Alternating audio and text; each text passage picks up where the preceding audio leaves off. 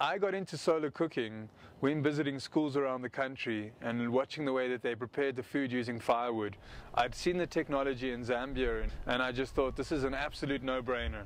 Here is a way for people in Africa to cook at no cost, making no emissions, and it's completely clean and sustainable. One of these dishes behind you continues cooking for 10 years. If we put this dish out in 2010, it will continue cooking till 2020. We have a massive problem with deforestation in Africa. It is people's primary energy source.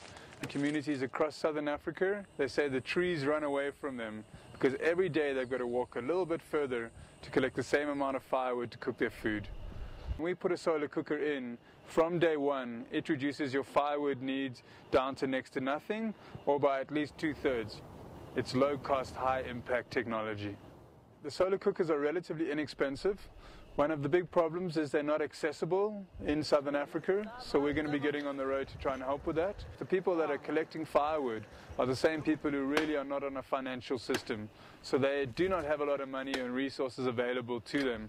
No matter how cheap we make the cookers, we still can't reach the people that we really need to reach, and therefore we need funding in order to be able to do that.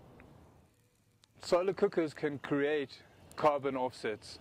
They reduce emissions by the simple fact that food cooked on a solar cooker doesn't require firewood, which releases emissions, which then makes the solar cookers eligible for carbon financing.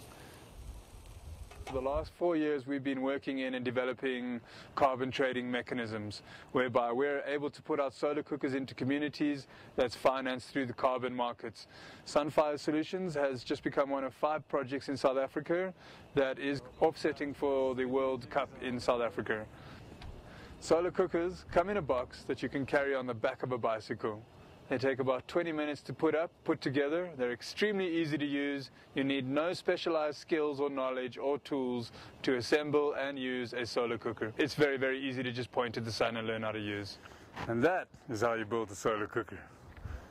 In order to double the power of your solar cooker that only cooks one pot, we can use what's known as a sunbag solar cooker.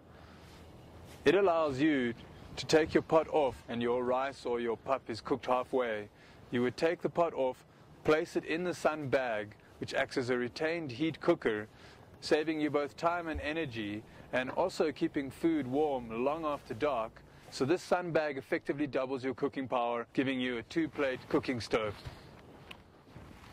In September of 2010, we're to embark on an expedition starting in Mozambique and traveling throughout southern Africa to distribute solar cookers. We will have an interactive website that people from all over the world will be able to tune in to the solar caravan. These cookers cost approximately $180, and we are looking for investors to finance these cookers on behalf of rural African communities.